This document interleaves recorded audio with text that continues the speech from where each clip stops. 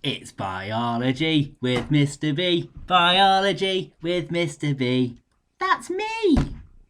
Hello Year 11, this is my video for the second lesson of the biodiversity topic. So hopefully the last time you did anything biology wise, you looked at the human population expansion and how that might be affecting pollution levels and why those increase in pollution levels therefore might be reducing biodiversity. Couple of spec points that I need to get across in this lesson. Firstly, the idea that pollution can occur in water and examples of that, so sewage, fertiliser or toxic chemicals, and on land, so from landfill and from toxic chemicals as well. And then the key idea, my second sort of spec point, pollution kills plants and animals and that can reduce biodiversity. That's the point of this topic. So, start task. Think of as many ways as possible that humans can pollute the land. That's land only, not air, not water, just land. If you're in a classroom, please pause me, take 60 seconds, and I'm going to go through in a sec. So, let's see what you came up with. Did you get sewage? You might think sewage is water only, but no, sewage will also go into the soil. And the more people there are, the more bodily waste, the more wastewater from our homes produce. That is our sewage. If it isn't treated properly, then the soil becomes polluted with those toxic chemicals and the parasites that used to live inside your gut. And that's a nice picture of sewage sillily going into water. Bad Bateson, that was a bad picture to put in. I wanted land pollution. Dumping waste. Did you get that? Did you get the idea that we, obviously, not just overpopulation, but also the idea that we have a higher standard of living, which means we're dumping more waste than ever before. And a lot of it goes straight to landfill sites. So some of it's from household waste, but also it can be from industrial waste, which can be toxic. And those toxic chemicals can spread when they get into the soil. Did you get anything to do with farming? Land can be polluted as a side effect of farmers using pesticides and herbicides. Pesticides are poisons, herbicides are poisons. When you spray them onto crops, inevitably they get into the soil and then become part of the food chain when they get absorbed by plants. So that pesticide, which was a toxic poison to kill the pests, the insects, can now get into the producer as the producer diffuses it. Well, when I say diffuse, likelihood is it will go into the plant roots with the water as a dissolved mineral ion, as a dissolved chemical. Now this actually creates a really interesting idea called bioaccumulation. Now you're very welcome to pause this slide and do a bit of writing if you think these notes are important or you like these notes. Bioaccumulation is a really clever idea. It's a nice way for examiners to ask you something that isn't directly in the spec, but still talks about all the ideas about food chains, energy flows, and also biodiversity. So if you've sprayed a pesticide onto onto a farm, and let's say it's gone into the soil, bit of rainwater, and then that pesticide ends up in lake water. It might be a teeny tiny amount, so 0.0002 parts per billion. But the small plants would absorb probably so much water that they'd actually get a much higher amount. So 1 part per million of that small plant would be pesticide. Because the fish eat so many plants, inside each of those fish there might be 2 parts per million. The secondary consumers, with tigerfish or cormorants in this case, because they eat so many fish, it accumulates again. Tigerfish have 5, cormorants having 10 parts per million of them being poisons. Now again, these sort of concentrations, 5, 10, 2, 1, that probably won't be enough to actually kill the organism. They'll probably still thrive, they'll survive, they'll be absolutely fine. But the crocodile, because that's very sexist of me, because Mr. or Mrs. Crocodile eats so many tigerfish and so many cormorants, which ate so many small fish, which ate so many small plants, the crocodile actually has massively accumulated that poison, that pesticide, 34 parts per million. Now that that concentration of pesticide inside that crocodile may now be damaging to it. A really lovely example was one called DDT that they used to spray quite a lot, even in the Americas. DDT was fantastic because it killed just loads of pests and therefore reduced elements of illness. But the DDT went into the crops, the DDT went into the food chains, and the apex predators, in particular birds of prey, the DDT accumulated inside them and it made their eggs really, really brittle. So when they simply sat on their eggs to keep it warm, the eggs broke and therefore they couldn't reproduce. Okie doke. So the level of toxins in the animals that first take in the affected plant material is small. But sometimes it cannot be broken down in their bodies. So at each stage along the food chain, more and more toxins build up in the organisms. That is called bioaccumulation. And it always affects your apex predators most because they get the highest concentration.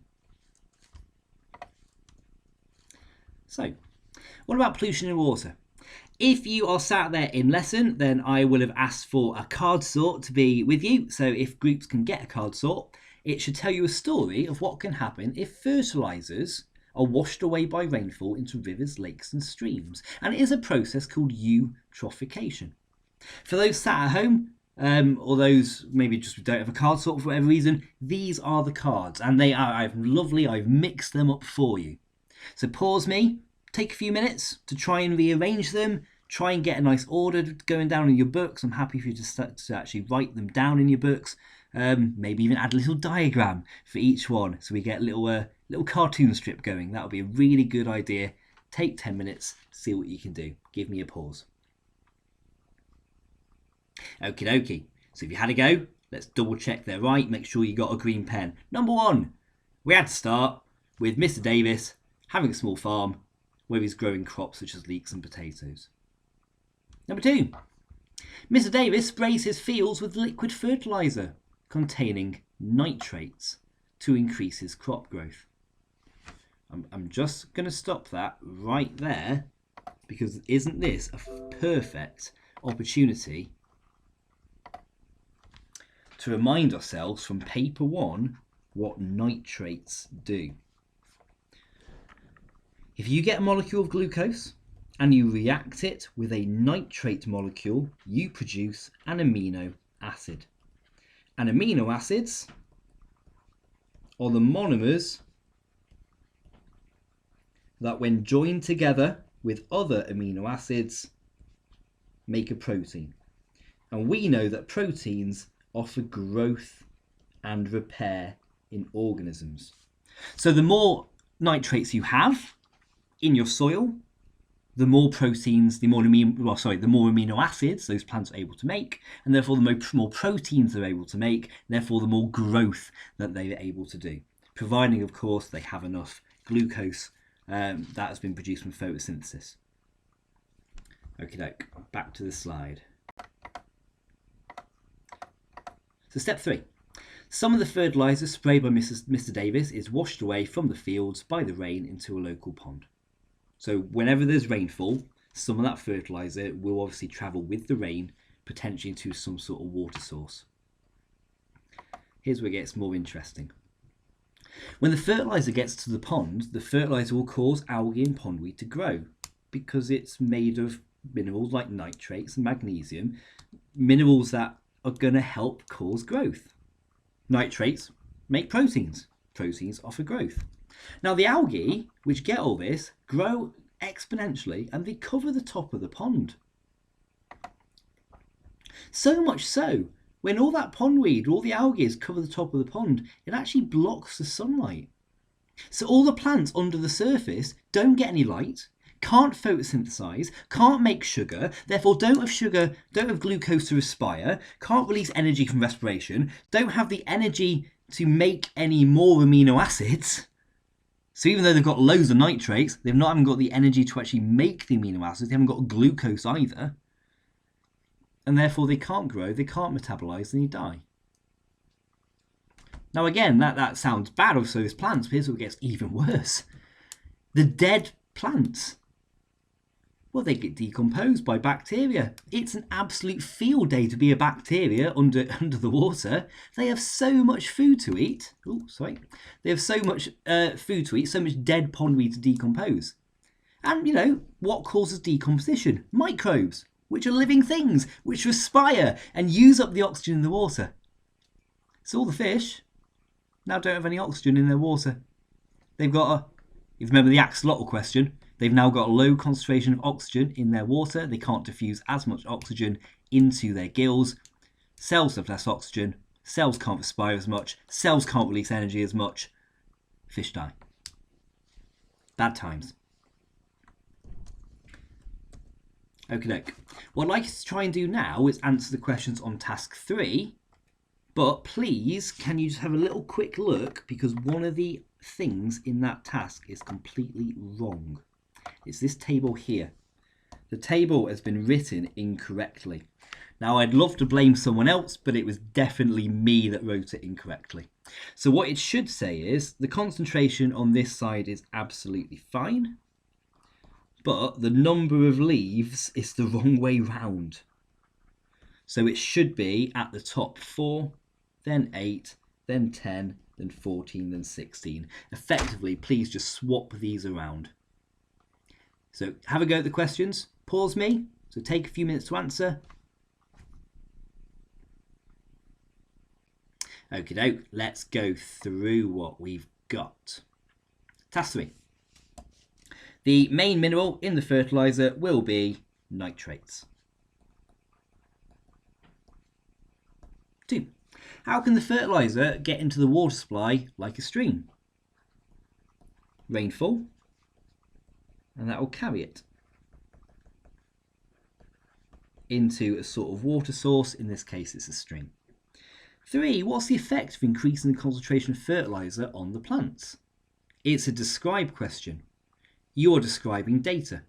Say what you see, but use the data. So, say what you see. As you increase the concentration of fertiliser, the number of leaves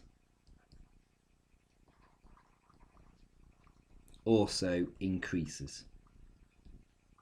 We have to use data when we describe it, so I'm going to say it increases by, let's actually do a calculation, 12 leaves as you increase the concentration by 20%.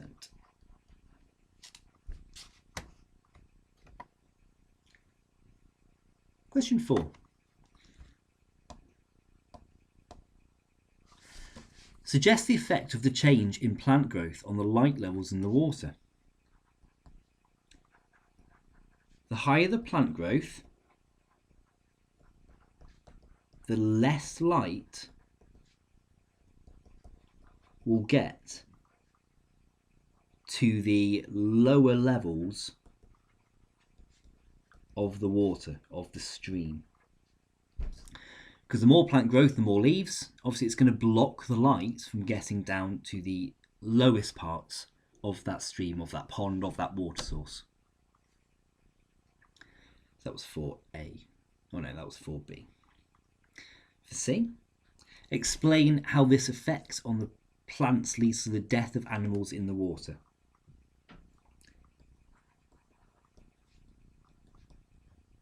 The plants at the lowest levels do not get enough light to photosynthesize. And therefore less photosynthesis means less glucose produced, which means less respiration, less energy released, less metabolism, which equals death.